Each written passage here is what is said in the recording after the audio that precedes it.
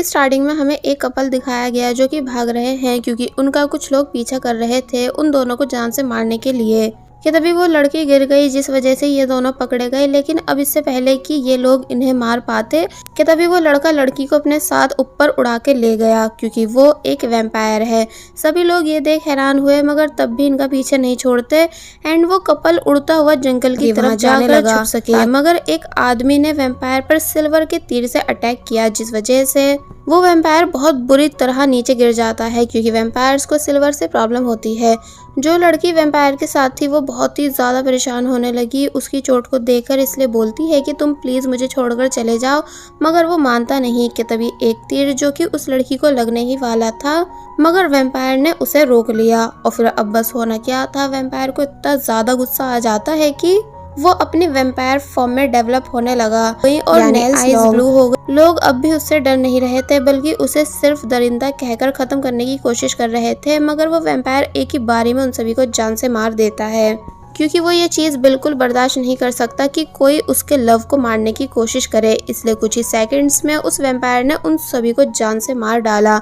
By the way इस vampire का नाम है वू ह्योल जो कि बहुत ही ज़्यादा पावरफुल वैम्पायर है मगर इसकी सिर्फ एक कमज़ोरी है, वो लड़की जिसे ये प्रोटेक्ट कर रहा है जिसका नाम है नाही। नाही ये सब देख काफ़ी ज़्यादा डर चुकी थी इसलिए काफ़ी ज़्यादा रोने भी लगी मगर तभी उसने भागते हुए आकर वू ह्योल को हग कर लिया उसे शांत कराने के लिए क्योंकि अगर वू ह्योल एक बारी गुस्से में आ जाता है तो तब उसका खुद पर से कंट्रोल चला जाता है। कि तभी नाही के क्लोज आने से उसकी हार्ट बीट्स तेज हो गई एंड वो फाइनली अपनी नॉर्मल फॉर्म में आ गया और नाही से पूछ ही रहा था कि तुम ठीक हो ना। कि तभी नाही देखती है कि कोई वू ह्योल को मारने वाला है इसलिए जल्दी से वू ह्योल को साइड कर वो खुद सामने आ गई जिस वजह से वो जहरीला तीर उसे जा लगा। वू ह्योल के होश उड़ गए अपनी लवर को मरता हुआ देखकर, इसलिए यहाँ वो सदमे में चला गया। बट अब क्योंकि वैम्पायर्स ब्लड को देखकर खुद पर कंट्रोल नहीं कर पाते हैं इसलिए इस बारी वू ह्योल की आईज रेड हुई एंड उसने डायरेक्ट नाही को बाइट कर दिया। वेल अब यहाँ से स्टोरी को काफ़ी सालों के बाद दिखाया गया जहाँ वू ह्योल कॉफिन में लेटा हुआ है एंड उसके दो दोस्त उसका फ्यूनरल पढ़ रहे थे जिसमें से एक का नाम है डोंग तो वहीं दूसरे का नाम है लीसंग एंड ये दोनों भी वैम्पायर्स हैं सिर्फ साइड खड़े अंकल को छोड़कर, यानी ये इंसान है एंड इनका नाम है बटलर चुल। लीसंग एंड डोंग फ्यूनरल पढ़ते पढ़ते आपस में लड़ने लगे वू ह्योल के सामान को लेकर कि वू ह्योल के जाने के बाद कौन उसके सामान में से क्या क्या अपने पास रखने वाला है। इसलिए कहते हैं कि एक्सपेंसिव हेड्स का कलेक्शन मैं रख लूँगा और तुम कोट्स कलेक्शन रख लेना।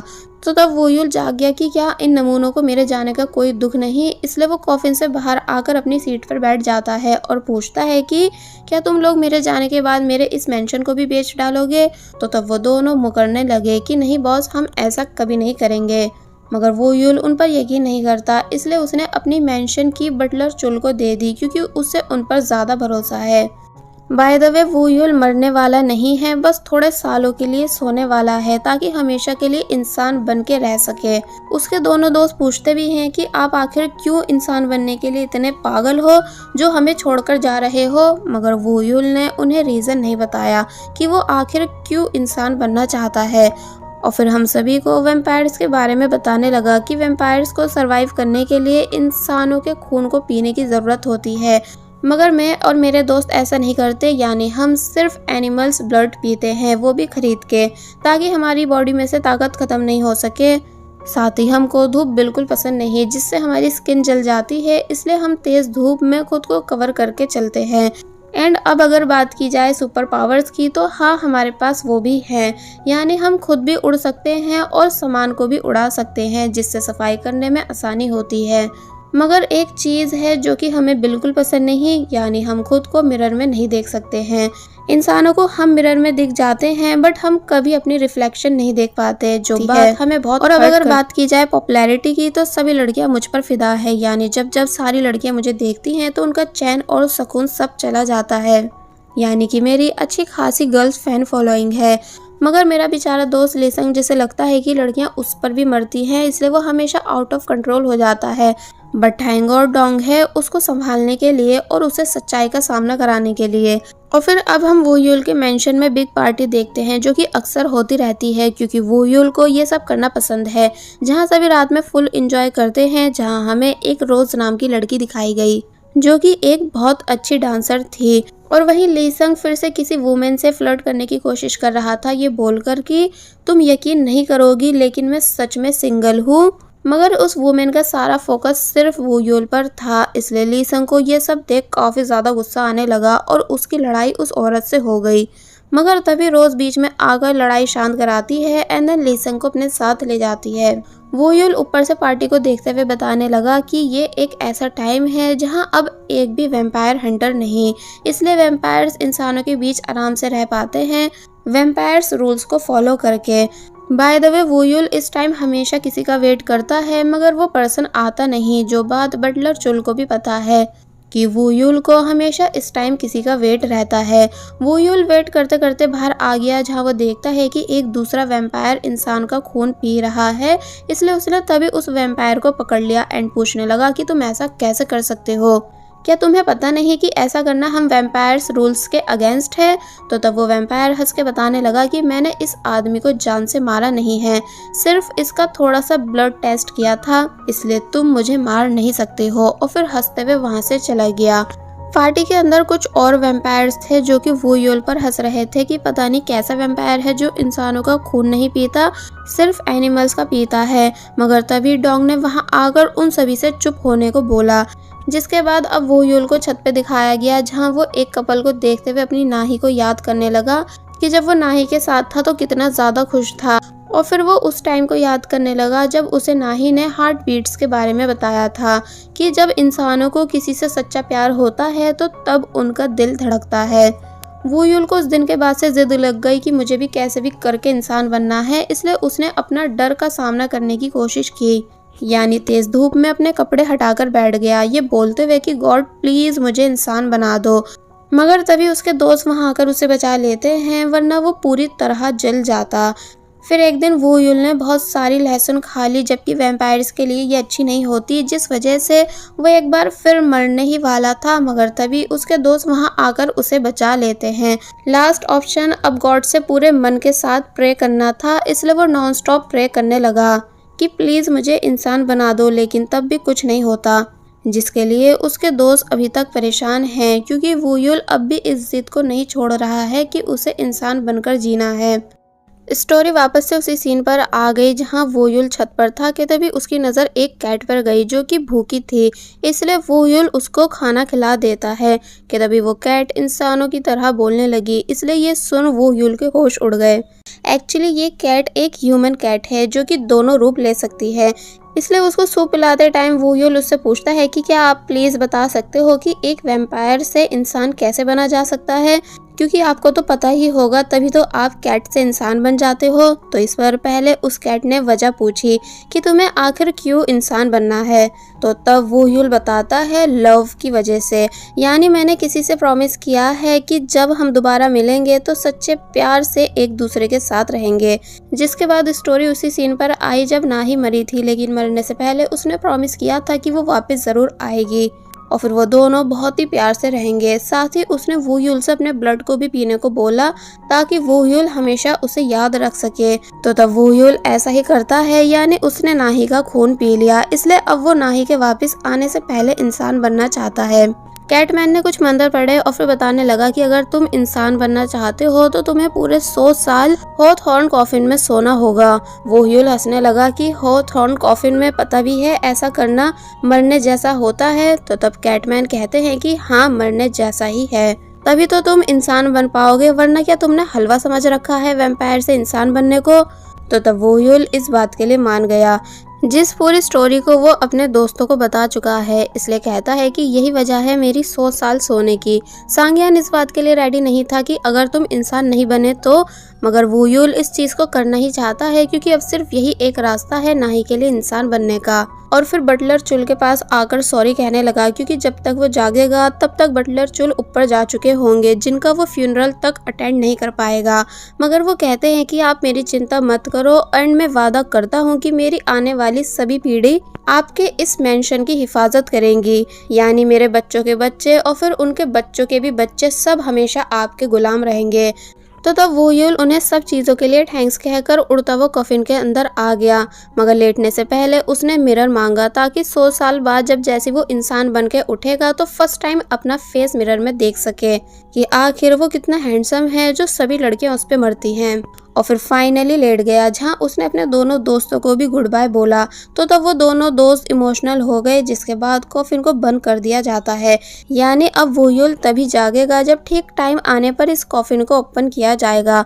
जिसके बाद अब यहाँ से स्टोरी को प्रेजेंट में दिखाया जाता है, यानी पूरे 100 साल के बाद, जहाँ हमें जू इन्हा नाम की लड़की को दिखाया गया जो कि काफी ज्यादा गरीब है, जिसका हीटर खराब हो चुका था इसलिए वो जल्दी जाग गई। फिर जब वॉशरूम आई तो तब कोलगेट बिल्कुल खत्म था, मगर वो जैसे तैसे उसे निकाल कर ब्रश कर लेती है। उसकी क्रीम भी बिल्कुल खत्म थी, मगर उसने उसको भी जैसे तैसे निकाल कर रेडी होकर घर से बाहर आई, जहाँ वो अपने लैंडलॉर्ड से आकर मिली इस कंप्लेंट के साथ कि हीटर खराब हो गया है इसलिए प्लीज उसे जल्दी से ठीक करा दो। मगर वो उसकी बातों पर ज्यादा ध्यान नहीं देते। जो इन्हा स्कूल आई जहां वो एज ए नर्स काम करती है, मगर जब जैसे अपने ऑफिस जा ही रही थी कि तभी उसके एक लेडी ने काफी बुरी तरह बाल पकड़ लिया, ये बोलते हुए कि आखिर तेरी हिम्मत हुई कैसे मेरी बेटी को परेशान करने की। मगर तभी प्रिंसिपल ने वहां आकर इन दोनों को रुकवाया, वरना वो लेडी जो इन्हा को छोड़ ही नहीं रही थी। प्रिंसिपल ऑफिस में उस लेडी ने डिमांड रखी कि जो इन्हा को स्कूल से निकाला जाए क्योंकि इसने मेरी बेटी के बाल काटे हैं। प्रिंसिपल जो इन्हा से माफी मांगने को बोलते हैं, मगर वो माफी भी नहीं मांगती। कि तभी वो लड़की जिसके बाल काटे थे वो अपनी मॉम पर चिल्लाने लगी कि आप मैम पर गुस्सा क्यों कर रही हो, और फिर गुस्से में वहां से चली गई। तो फिर तब जूहिना ने बताया कि आपकी बेटी को स्कूल में बुली किया जाता है, यानी जब वो मेरे पास आई थी तो बहुत बुरी हालत में थी, उसके बालों पर गम चिपकी हुई थी। आपकी बेटी के साथ ऐसा बहुत टाइम से हो रहा है, मगर आपने कभी उसके बिहेवियर को नोटिस नहीं किया, इसलिए मैंने उसके बाल काट दिए ताकि आपका ध्यान उसकी लाइफ पर जा सके। तो तब ये बातें सुन उस औरत की अच्छे से बोलती बंद हो गई एंड प्रिंसिपल ऐसे रिएक्ट करने लगे कि जैसे ये आज वेलम नेक्स्ट सीन में हम डोंग एंड लीसंग को देखते हैं जो कि एक फूड स्टॉल चलाते हैं, क्योंकि इनके पास जो पैसे हुआ करते थे उन सबको लीसंग ने गैम्बलिंग यानी जुए में लगाकर उड़ा दिया। कि तभी डोंग बताने लगा कि अब सिर्फ 2 दिन बचे हैं बॉस के जागने में, फिर देखना मैं उनसे तुम्हारी शिकायत करूंगा। वेल अब रात हो गई जहां जू इन्हा वापस आ रही है कि तभी उसे अपना लैंडलॉर्ड मिला जो कि जल्दबाजी में था, ये बताकर कि मैं कहीं घूमने जा रहा हूँ इसलिए मुझे जाने दो वरना मेरी फ्लाइट मिस हो जाएगी। जिसके बाद जू इन्हा वापस अपने रूम आ गई एंड सोने से पहले अपने फादर की फोटो को देखने लगी, ये पूछते हुए कि कम से कम मुझे ये तो बताओ कि आप जिंदा हो भी कि नहीं। इसका मतलब जू इन्हा के फादर मिसिंग हैं। और वहीं दूसरी तरफ हमें डोशिक नाम के पर्सन को दिखाया गया जो कि किसी पार्टी का लीडर है, इसलिए उसका इंटरव्यू चल रहा था, जिसे सुन पता चलता है कि डोशिक एक अच्छा इंसान है जो लोगों की मदद करता है। वेल अब सुबह हुई जहां कोई डोर पर था, इसलिए जो इन्हा ने जब जैसी डोर ओपन किया तो तब उसे पता चला कि ये पूरी बिल्डिंग टूट रही है, इसलिए ये सुन वो भागते हुए अपने लैंडलॉर्ड के ऑफिस आई, मगर वो रात को ही कोरिया छोड़ के भाग चुका था। इसलिए जू इन्हा यहाँ बहुत ही ज्यादा परेशान हो जाती है क्योंकि उसने लोन लेकर इस बिल्डिंग में रहना शुरू किया था, मगर लैंडलॉर्ड भाग चुका है। जब वो पुलिस स्टेशन आई तो तब जाकर पता चला कि वो लैंडलॉर्ड कोई छोटा मोटा फ्रॉड नहीं बल्कि बहुत बड़ा फ्रॉड था जो कि पता नहीं कितने लोगों के साथ फ्रॉड कर चुका है। तो फिर अब जो है ना फिर से बैंक में लोन लेने आती है क्योंकि अब उसे कैसे भी करके अपने रहने का इंतजाम करना है, मगर बैंक ने उसको लोन देने से इनकार कर दिया क्योंकि उसके पास गारंटी इंश्योरेंस नहीं था। इसलिए यहाँ वो काफी बुरी तरह टूट गई कि अब भला मैं क्या करूँ, कहाँ जाऊँ। कि तभी उसके पेट से अजीब आवाजें आई क्योंकि वो काफी भूखी है।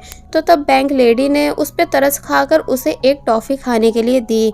नेक्स्ट सीन में हमें जो इन्हा को कन्वीनियंस स्टोर में दिखाया गया जहां वो उसी पार्टी लीडर यानी डोशिक का आर्टिकल रीड कर रही थी कि डोशिक कौन है और क्या करता है। कॉल आई जिसकी बात सुन वो शॉक रह गई और अब नेक्स्ट सीन में उसी कॉल वाले पर्सन के सामने बैठी हुई है जो कि उसे बताते हैं कि तुम्हारे डैड को खोए हुए पूरे 5 साल हो चुके हैं, इसलिए गवर्नमेंट ने उन्हें मरा हुआ घोषित कर दिया है। उनका कुछ सामान है जिस पर वो तुम्हारा नाम लिख कर गए हैं, जिसमें से एक मेंशन भी है। तो ये सुन जो इन्हा शॉक रह गई, यानी कहाँ अभी तक उसके पास कुछ भी नहीं था मगर अब अचानक एक मेंशन है, इसलिए बाहर खड़े होकर उस मेंशन की को काफी ध्यान से देखने लगी। जिसके बाद वो एड्रेस को फॉलो करते हुए मेंशन तक पहुँच भी जाती है जहाँ उसने उसी की से डोर अनलॉक किया और फिर वो अंदर चली गई जहाँ सब कुछ बहुत पुराना था क्योंकि सालों से यहाँ कोई भी नहीं आया, इसलिए सभी चीजें वही रखी हुई हैं जहाँ पहले थी। जू इनहा को ये सब थोड़ा हॉरर भी लग रहा था कि तभी उसकी नजर एक रास्ते पर गई जो कि नीचे की तरफ जा रहा है, इसलिए जू इनहा भी वहाँ चली जाती है। एंड वहाँ इस जमाने में कॉफिन को रखा देख सोचने लगी कि भला ये क्या चीज है, इसलिए उसने उसे ओपन कर दिया, जिसके अंदर हम वो यूल को देख सकते हैं जो कि पूरे 100 सालों के बाद भी बिल्कुल सही कंडीशन में है।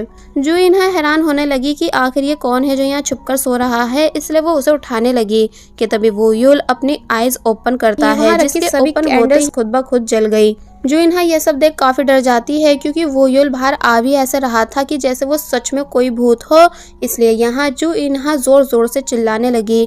मगर तभी वो यूल नॉर्मल होके खड़ा हो गया और पूछने लगा कि तुम बटलर चुल की पीढ़ी में से हो, है ना? क्योंकि उन्होंने मुझसे वादा किया था कि उनकी सभी पीढ़ी मेरे इस मेंशन की हिफाजत करेंगी, यानी मैं इस मेंशन का असली ऑनर हूँ जो कि पूरे 100 साल के बाद जागा है। जू इनहा कंफ्यूज होने लगी कि ऐसा कैसे हो सकता है जबकि मैं अभी पेपर्स पे अपना नाम देख कर आई हूँ। तो वहीं वो यूल बोल रहा होता है कि आज मेरे इंसान होने का फर्स्ट डे है, यानी मेरा फर्स्ट बर्थडे, इसलिए मांगो क्या चाहिए तुम्हें। मगर जू इनहा उसे वहां से जाने के लिए बोलने लगी और जब जैसी उसे वहां से निकाल ही रही थी कि तभी वो यूल जू इनहा के हाथ पर लगी चोट से अट्रैक्ट हुआ, इसलिए शौक रह गया कि इंसान बनने के बाद भी मुझे खून की प्यास क्यों हो रही है, इसलिए जल्दी से मिरर को देखने आया जो उसने अपने पास रखा था, लेकिन उसके अंदर अपना फेस क्लियर नहीं देख पाता है। एंड जब उसे पता चला कि उसे पूरे 100 साल होने में एक दिन पहले उठा दिया गया है, यानी वो यूल को उठना 9 दिसंबर को था लेकिन उसे एक दिन पहले 8 दिसंबर को उठा दिया गया है, जिस वजह से वो पूरा इंसान नहीं बन पाया है, यानी आधा इंसान और आधा वैम्पायर बन के रह गया है। इसलिए यहाँ वो बहुत ही ज्यादा गुस्सा हुआ और गुस्से से जू इनहा का मोबाइल छीन के फेंक देता है जो कि पुलिस को कॉल कर रही थी, और फिर चिल्लाकर पूछने लगा कि आखिर तुम्हारी हिम्मत हुई कैसे मुझे एक दिन पहले उठाने की। जू इनहा पहले तो डर गई मगर फिर बाद में खुद भी चिल्लाने लगी कि आखिर तुम होते कौन हो मुझ पे चिल्लाने वाले।